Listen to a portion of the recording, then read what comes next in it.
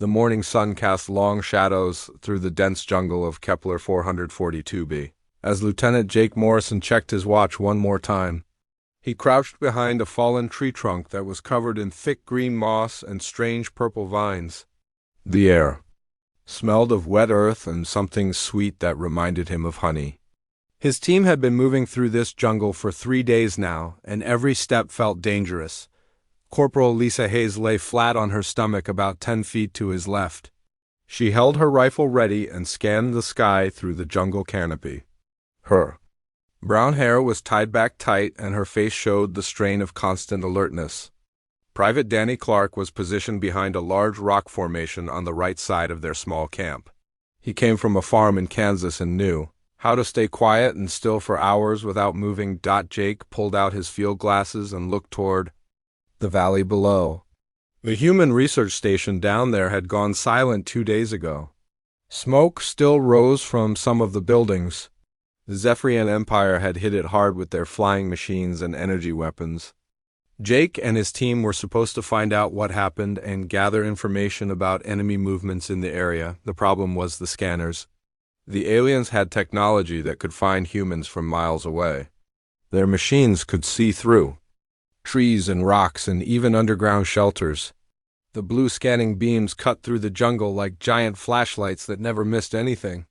Jake had seen other human teams get caught by those beams. The aliens would appear within minutes, and there was no escape. Lisa made a soft clicking sound with her tongue. It was their signal for danger. Jake looked where she was pointing and saw them. 3 Zephyrian hover vehicles moved slowly across the sky about a mile away. They looked like metal teardrops with glowing blue undersides. The scanning beams swept back and forth across the jungle in perfect patterns. Jake motioned for his team to get lower. They pressed themselves against the ground and tried not to breathe too loud. The hover vehicles came closer. The humming sound of their engines grew louder. Jake could see the alien pilots through the transparent cockpits. They had gray skin and large black eyes that never seemed to blink. The first scanning beam passed over their position. Jake felt his skin tingle as the energy swept across him. The beam moved on without stopping. Then the second vehicle approached. Its beam was more intense and seemed to linger longer in each spot. Jake held his breath and pressed his face into the damp soil. Danny started to move slightly. A large insect was crawling up his leg and he wanted to brush it away. Jake caught his eye and shook his head firmly. Danny froze and let the insect continue its journey across his body. The scanning beam passed directly over them again. The third vehicle was different. Its beam pulsed in a strange rhythm and seemed to penetrate deeper. Jake felt it examining every part of his body. His heart pounded so hard he was sure the scanners would detect it. The beam stopped right above them. The hover vehicle slowed down and began to circle their area through his field glasses. Jake could see the alien pilot studying readings on a control panel. The creature's long fingers moved across glowing symbols. Other aliens in the vehicle pointed scanning devices toward the ground. They had found something but were not sure exactly what. Jake made a decision. He slowly pulled a small device from his belt. It was an emergency signal scrambler that would interfere with alien technology for about 30 seconds. The problem was that using it would tell every Zephyrian in the area exactly where they were. But if they stayed here much longer, the scanning beams would definitely find them. He activated the device. Immediately, the hover vehicles began to shake and their scanning beams flickered. The aliens inside looked confused as their instruments went crazy. Jake whispered urgently to his team.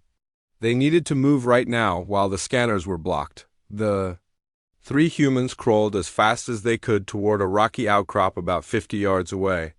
Jake could hear the alien engines getting louder as more vehicles arrived to investigate the scanner disruption.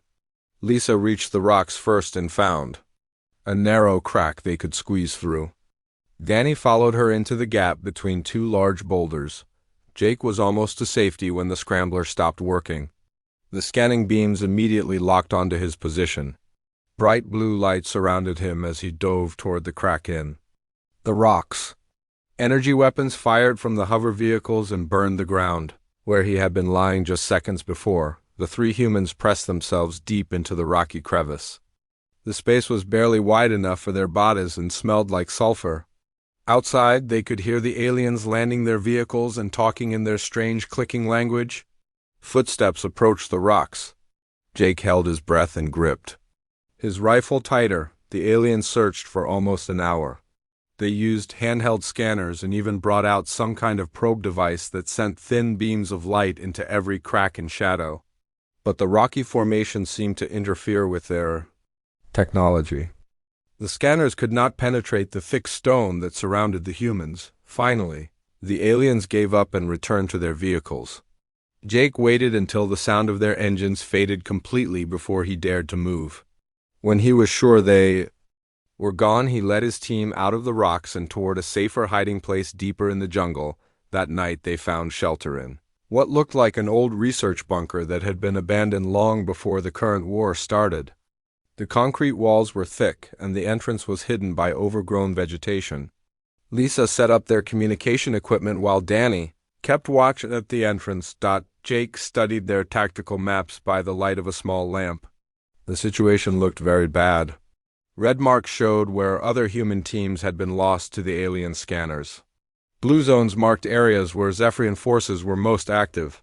Their own position was surrounded by enemy activity he tried to contact. Their base commander, Captain Steve Murphy, but could only get static on the radio. The aliens were jamming most communication frequencies. The few messages that did get through told the same story. Human forces across the planet were being systematically hunted down by the scanning technology. Traditional military tactics were useless against an enemy that could see everything. As Jake planned their next move, he realized they needed a completely different approach. The aliens had superior technology and could find any human who tried to fight them directly. But there had to be some weakness in their system. Every technology had limitations. The question was how to find and exploit those limitations before the scanners found them. Jake woke up before dawn and immediately checked the entrance of their hiding place. The jungle was quiet except for the usual sounds of strange birds and insects. No humming of alien engines in the distance. No scanning beams cutting through the morning mist. But he knew that would not last long. Danny was already awake and sitting by the bunker entrance. He had volunteered for the first watch and spent the night listening to every sound outside. Growing up on a farm had taught him to notice when things were not normal in nature. He could tell the difference between the sound of wind in the trees and something moving through the bush. Lisa was still sleeping, but her hand rested on her rifle even in her dreams. Jake decided to let her rest for another hour. They would need to move soon and find a new hiding place before the alien patrols returned to this area. The scanners would eventually check every possible shelter. Jake sat down next to Danny and pulled out a protein bar for breakfast. The food tasted like cardboard, but it would give him energy for the day ahead. Danny was staring at something on the ground near the bunker entrance. His expression showed the kind of concentration Jake had seen when farm kids were watching animals. "What are you looking at?" Jake whispered. Danny pointed to a line of insects moving across the jungle floor. They were larger than any ants Jake had ever seen. Each one was about the size of a mouse and had 6 legs that moved in perfect coordination. They traveled in a single file line that stretched as far as Jake could see in both directions. "Been watching them for about an hour now," Danny said quietly. "They are carrying stuff." Jake looked closer and saw that each insect held something in its mandibles. Most of the objects were too small to identify, but some looked like pieces of metal. Others appeared to be electronic components with small blinking lights. The insects moved with purpose and seemed to know exactly where they were going. "So what? Insects collect things all the time," Jake said. "Not like this," Danny replied. "Back home we had ants, but they carried food or building materials. These things are carrying technology. Look at that one." Jake followed Danny's pointing finger and saw an insect carrying what was definitely a piece of alien equipment. It had the distinctive blue glow and smooth metallic surface of Zephyrian technology. The insect seemed unbothered by the weight and kept perfect pace with the others in line. "Where do you think they are going?" Jake asked. "That's what I want to find out," Danny said. "The line has been moving in the same direction all night. Never stops, never changes course? Something big must be at the end of that trail. Jake was about to dismiss the observation when another insect passed by carrying an object that made him look twice. It was definitely a piece of Zephyrian's scanner equipment. He recognized the crystal formation and the energy conduits. How were these insects getting access to alien technology? Lisa woke up and joined them at the entrance. She saw the line of insects and immediately became interested. Her training in biology made her notice things about animal behavior that soldiers often missed. She watched the insects for several minutes without saying anything. These are not normal scavengers, she finally said. Look at how organized they are. Every insect knows its place in line and moves at exactly the same speed. They are not randomly collecting objects either. They seem to be selecting specific types of materials. Jake used his field glasses to examine the insects more carefully. Lisa was right. The creatures were not picking up everything they found. They ignored organic materials like leaves and wood. They avoided most human-made objects. But they showed great interest in anything that contained certain types of metals or electronic components. They like the shiny stuff, Danny observed, just like magpies back home. But these bugs are way more organized about it. Over the next hour, they watched dozens of insects pass by their hiding place. Each one carried something different, but all the objects seemed to be technological in nature. Some pieces were clearly Zephyrian, while others looked like they might be from human equipment. A few items were completely unfamiliar and might have belonged to other alien species. Jake made a decision that surprised even himself. We are going to follow them. Follow a bunch of bugs? Lisa asked. Why? Think about it, Jake explained. These insects are collecting alien technology from somewhere. If we can find their source, we might discover something useful. Maybe a crashed ship or an abandoned base? At minimum, we will learn more about Zephyrian operations in this area. Danny nodded enthusiastically. Makes sense to me. Animals always know things that humans miss. These bugs might lead us right to something important. Lisa was more skeptical but agreed to try. They packed their equipment and prepared to leave the bunker. Jake contacted their base using a short burst transmission that would be hard for the aliens to detect. He reported their position and plans to Captain Murphy. The response was brief but encouraging. Other human teams had also noticed unusual animal behavior in their areas. Something was definitely affecting the local ecosystem. If Jake's team could gather intelligence about the cause, it might help the overall war effort. They began following the insect trail through the jungle. The creatures moved along paths that were almost invisible to human eyes. Sometimes the trail led through thick vegetation that the humans had to cut through with knives. Other times it followed natural corridors between trees and rocks. Jake was surprised at how well the insect route avoided open areas where alien scanners might detect them. The trail seemed to instinctively follow the safest path through the jungle. After several hours of walking, they had not seen a single Zephyrian patrol. The insects never seemed to tire or slow down.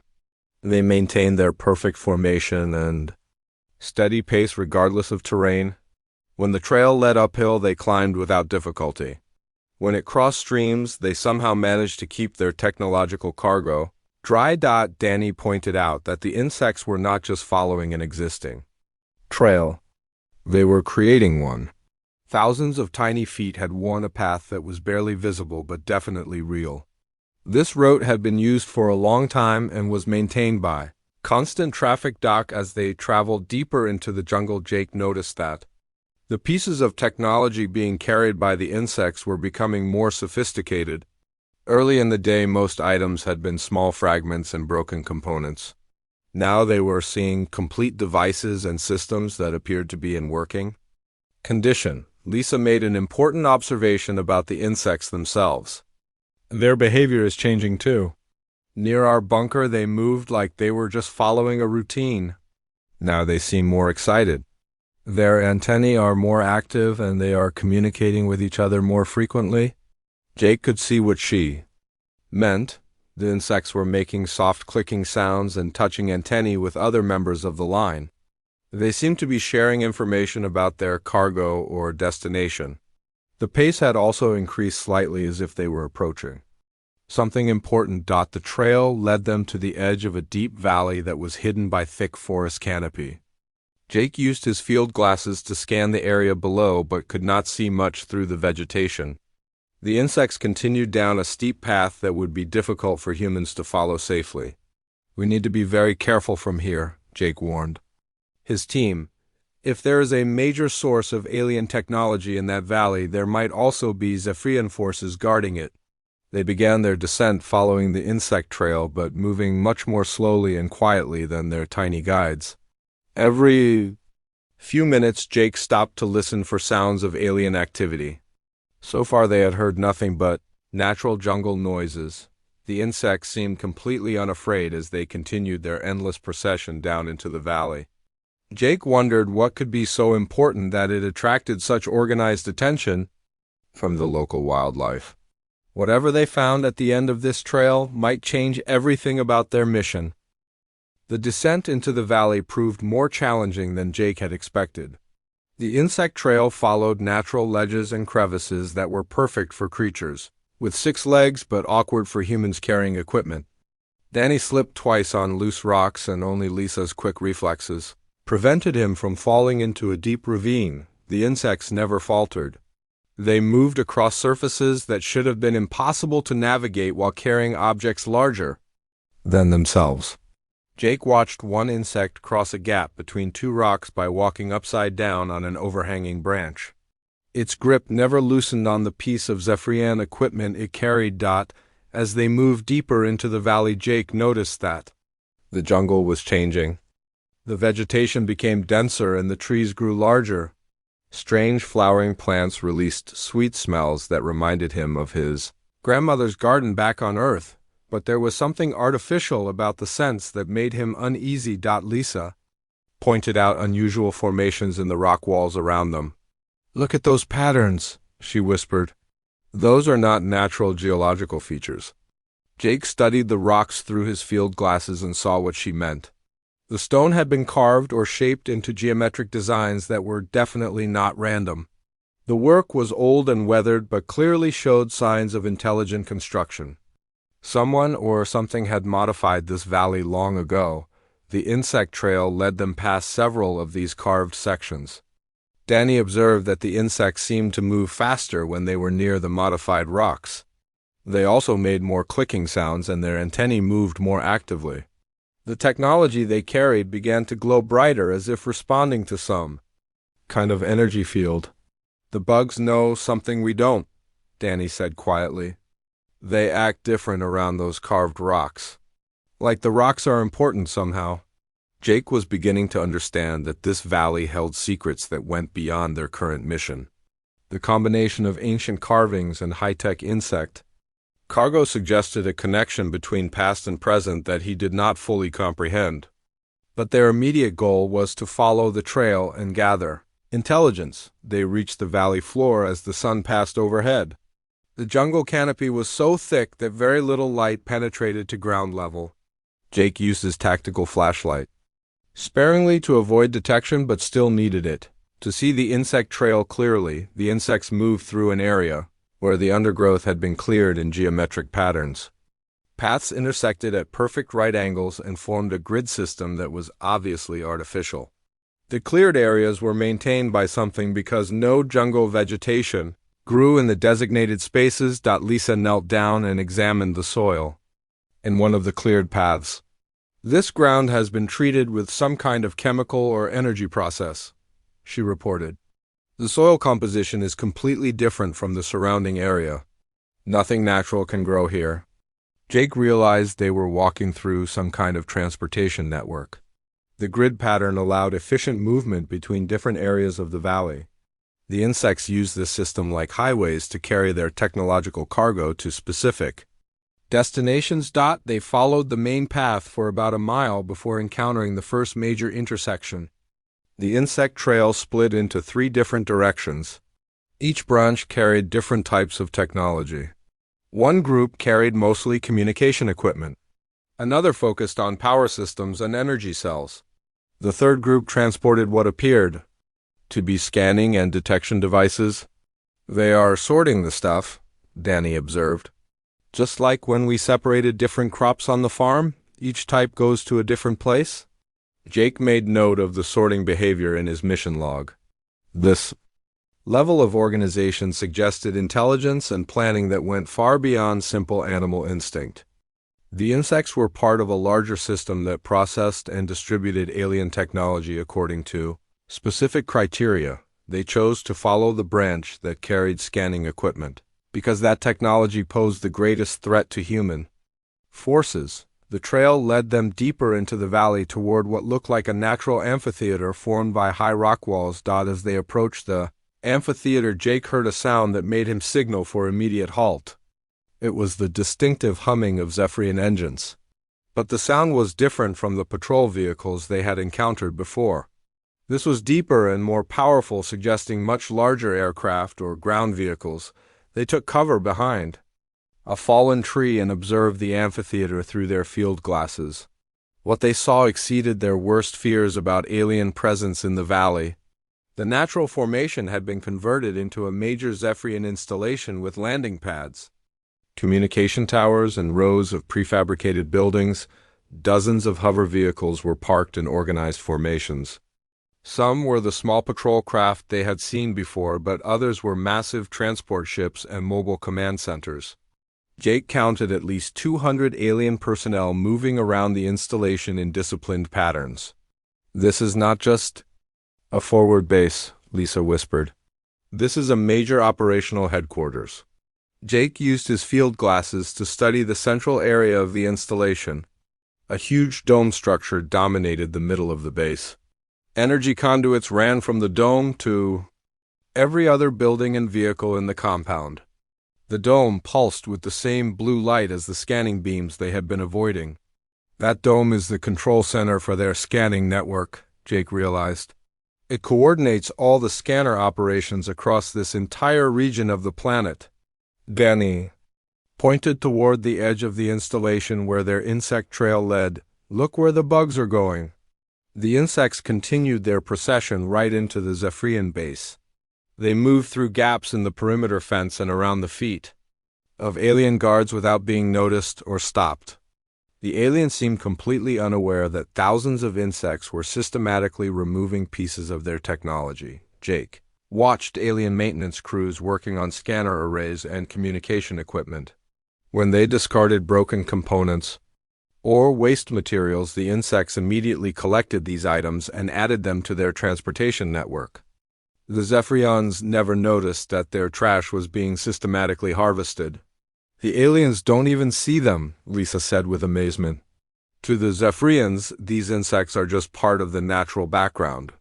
They have no idea that their own waste products are being collected and moved around the valley."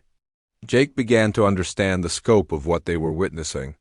The insects had created an intelligence-gathering network that operated right under the noses of the most technologically advanced alien force in the galaxy. Every piece of equipment that was discarded or damaged became part of a vast collection system that the aliens never noticed. Over the next several hours, they observed the insect operation from their hidden position. The creatures moved through the base in shifts, with different groups handling different types of materials. Some specialized in electronic components, while others focused on mechanical parts or energy systems. Jake made detailed notes about the base layout and alien activities. He counted vehicles, personnel, and weapon systems. But he also documented the insect behavior because he was beginning to see possibilities that went beyond simple intelligence gathering. As evening approached, they witnessed something that changed their understanding of the situation completely. A group of insects emerged from underground tunnels carrying objects that were clearly human-made. Radio components, medical supplies, and personal equipment that could only have come from human forces. "They are collecting our stuff too," Danny said. "Every time humans and aliens fight in this valley, the bugs clean up the battlefield." Jake realized that the insects were not taking sides in the war. They were simply collecting anything technological regardless of its origin. This created opportunities that no human commander had ever considered. If the insects could be influenced or directed, they might become an asset rather than just a curiosity. The sun was setting behind the valley walls when Jake made his decision.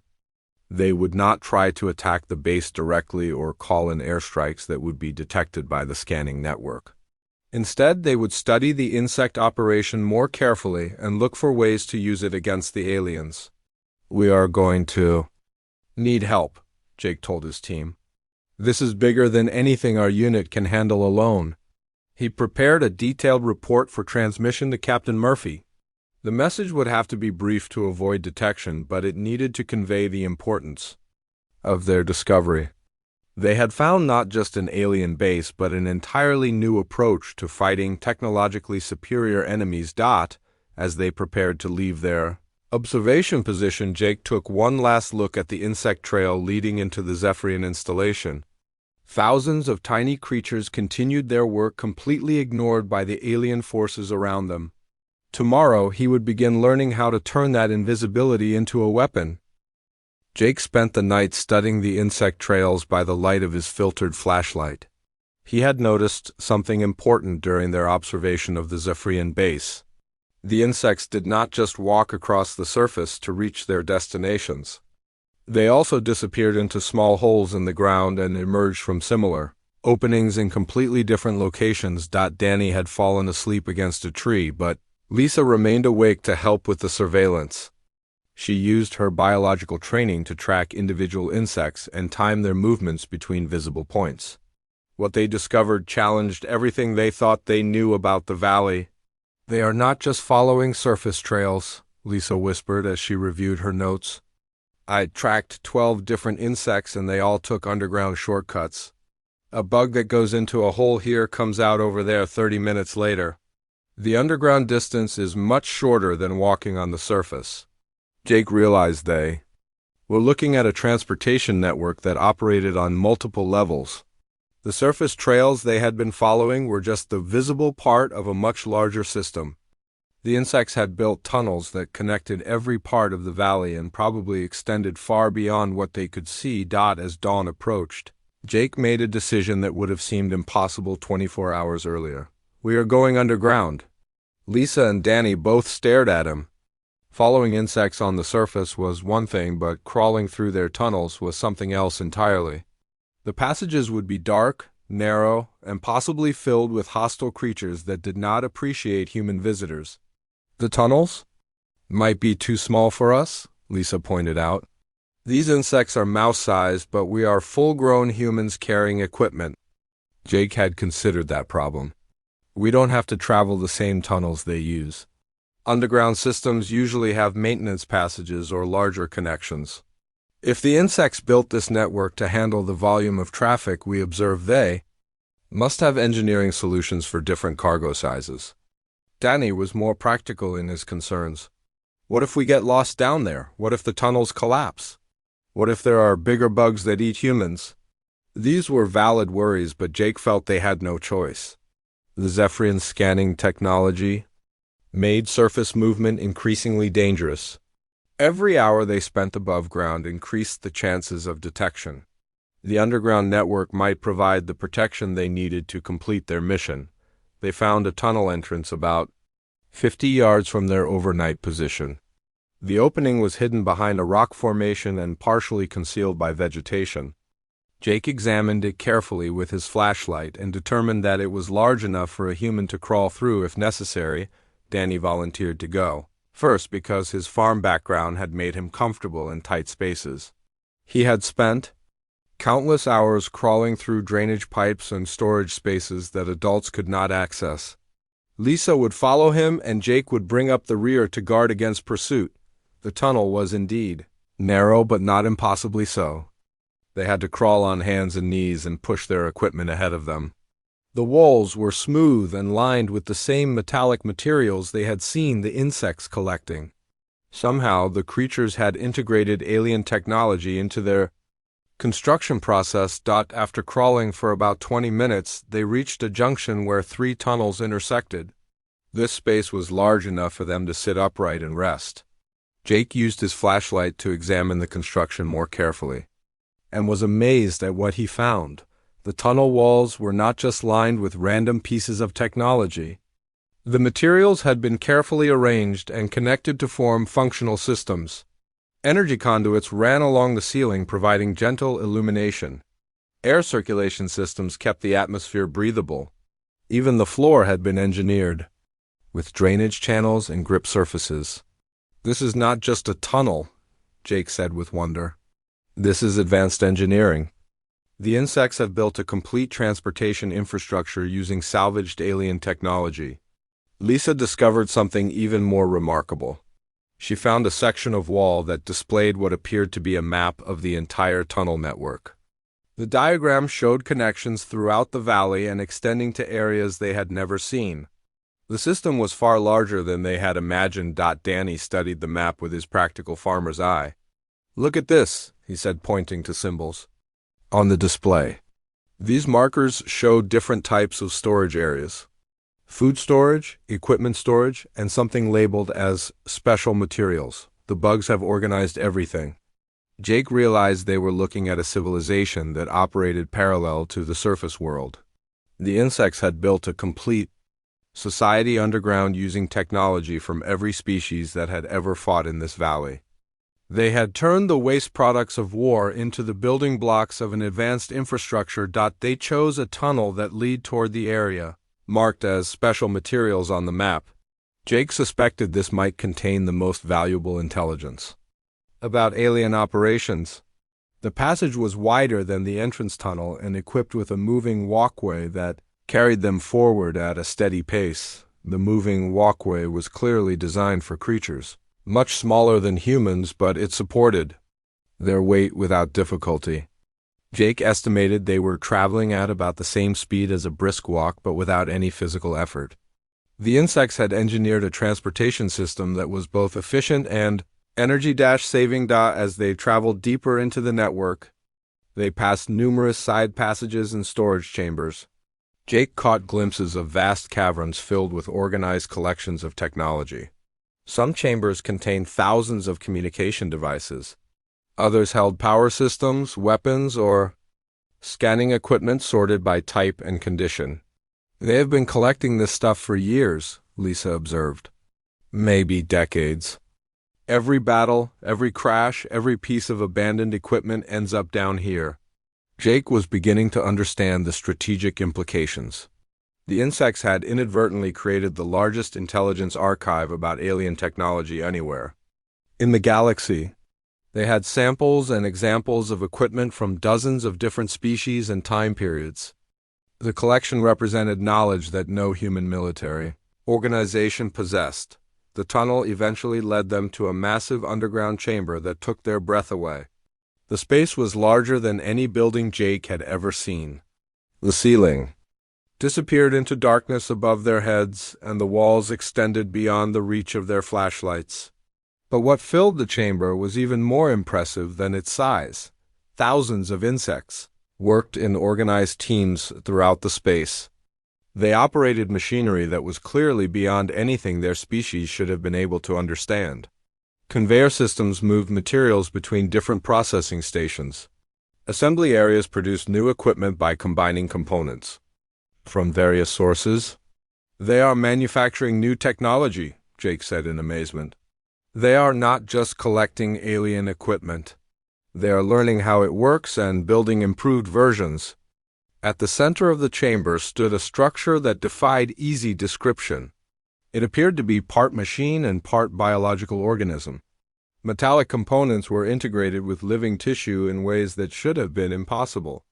The structure pulsed with energy and seemed to coordinate all the activities in the chamber. Lisa approached the central structure carefully and studied it with her biological training. "This is some kind of hybrid intelligence," she reported. "The insects have created a living computer that combines their natural organizational abilities with alien computational technology." Jake realized they were looking at an evolutionary leap that had occurred right under the noses of every military force in the galaxy. The insects had not just adapted to the presence of advanced technology. They had absorbed it and used it to enhance their own capabilities beyond anything their species had achieved naturally. Danny discovered control interfaces around the chamber that were clearly designed for human-sized operators. The insects had anticipated that other species might eventually find their network and had prepared ways for them to interact with the systems. Symbols and displays showed information in multiple languages, including basic human notation. They want us to understand what they have built, Danny said with excitement. They have been waiting for someone smart enough to figure out how to find them. Jake studied the information displays and began to comprehend the full scope of the insect operation. The network extended across multiple star systems and included collection points on dozens of worlds. The insects had become an interstellar intelligence organization that operated completely outside the awareness of any government or military force. More importantly for their current mission, the insects had detailed information about every Zephyrian installation in this region of space. Scanner frequencies, defensive systems, personnel rotations, and supply schedules were all documented in the vast database. The insects had been watching and recording everything, but the most significant discovery was still to come. Jake found a section of the database that showed current Zephyrian activities in real time. The insects had infiltrated the alien scanning network and were monitoring it from inside. They could track every scanner sweep, every patrol route, and every communication between alien forces. Jake stared at the insect database display showing real-time Zephyrian scanner sweeps across the entire planet. Red dots moved in systematic patterns as alien patrols searched for human forces. Blue zones marked areas where the scanning was most intense.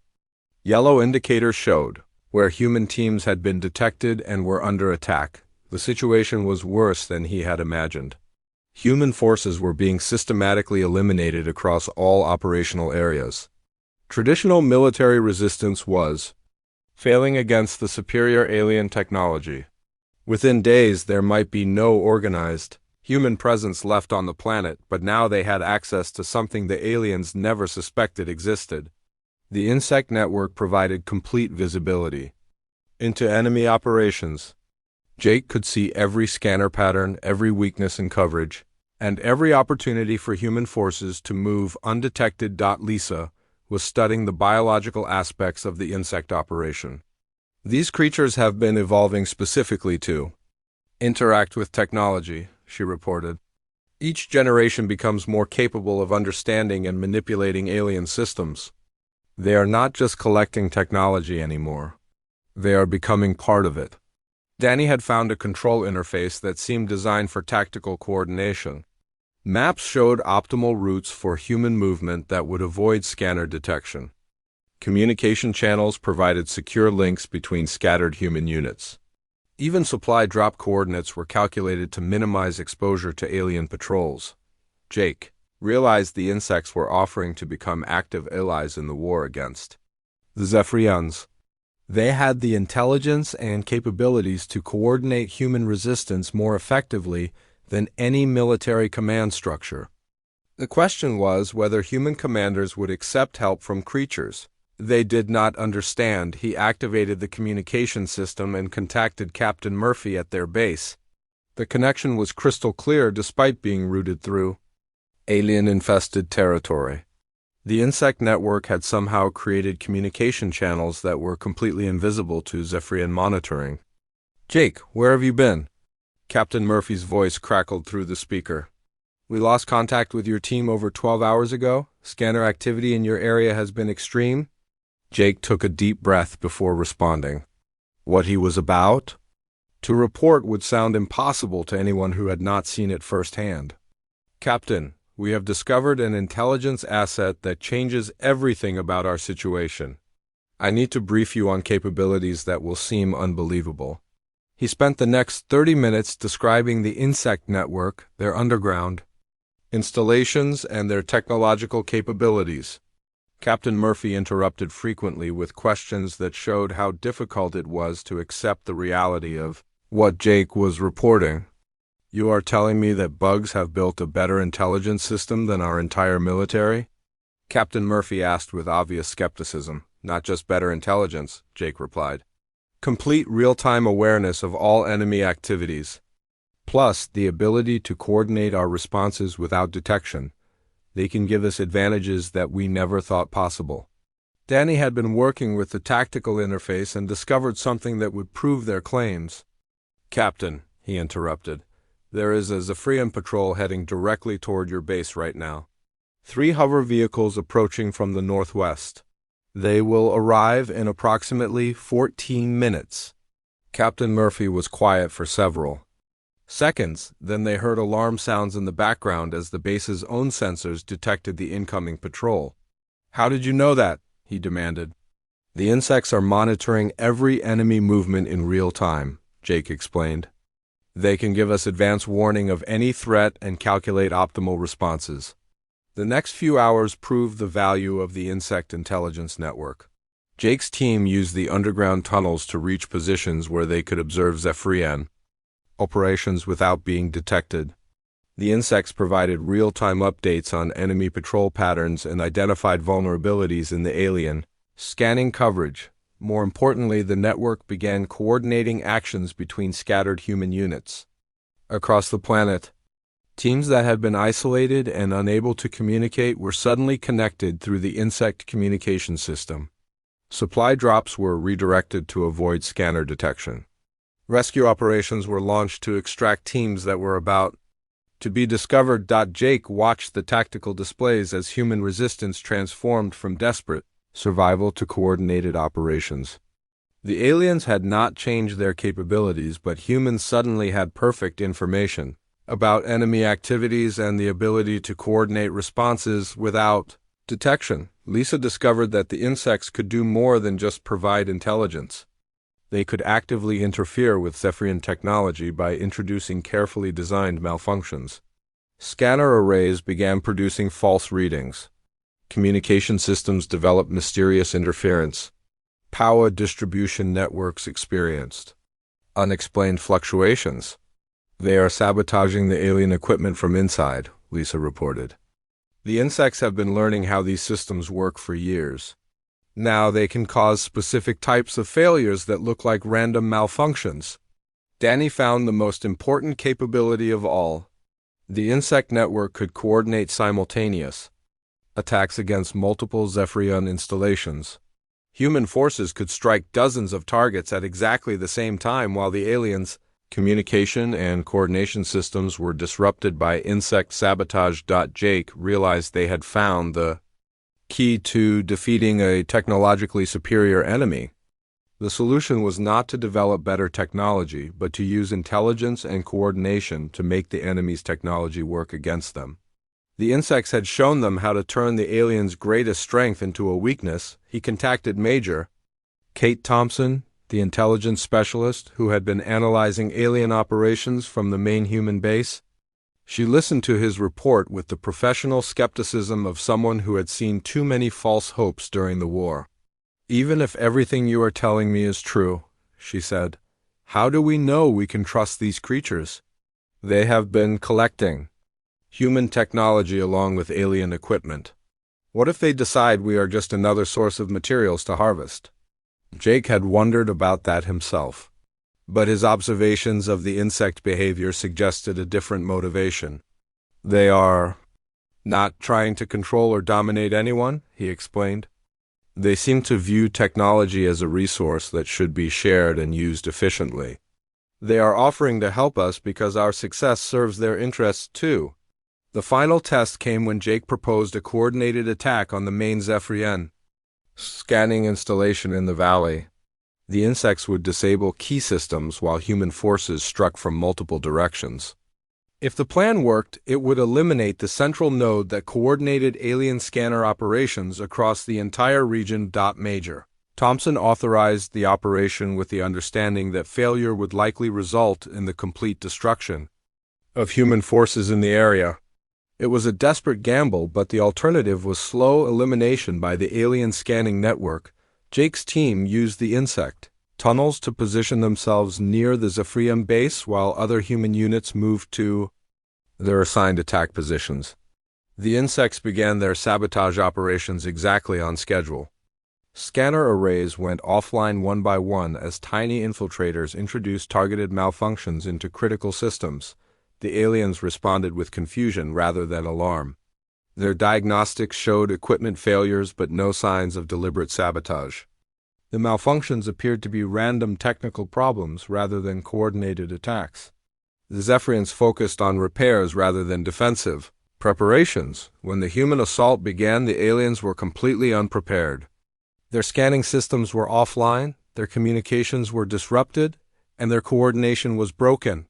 What should have been an impossible attack against a superior force became a devastating surprise that eliminated the primary threat. To human survival on the planet. Jake watched from his position as Zephyrian forces retreated in disorder. Their technological advantages had been neutralized by an alliance they never suspected existed. The insects continued their work throughout the battle, ensuring that alien attempts to re-establish scanner coverage failed repeatedly. In the aftermath of the victory, Jake realized that the war had fundamentally changed. Humans now had access to intelligence and coordination capabilities that made them competitive with any technologically advanced enemy. The insects had shown them how to fight smarter rather than harder. As his team prepared to return to their base through the insect tunnel network, Jake took one last look at the damaged Zephyrian installation. The aliens would rebuild and adapt their tactics, but they would never again have the overwhelming technological advantage they had enjoyed before. The insects continued their endless work of collecting and organizing technology from the battlefield. But now they were doing it as allies of humanity rather than neutral observers. Jake smiled as he watched the tiny creatures systematically harvesting alien equipment that would soon be turned against its creators. The universe was a dangerous place filled with species that possessed incredible technologies and vast military capabilities. But humans had just learned that the most effective weapon against superior technology was not better technology.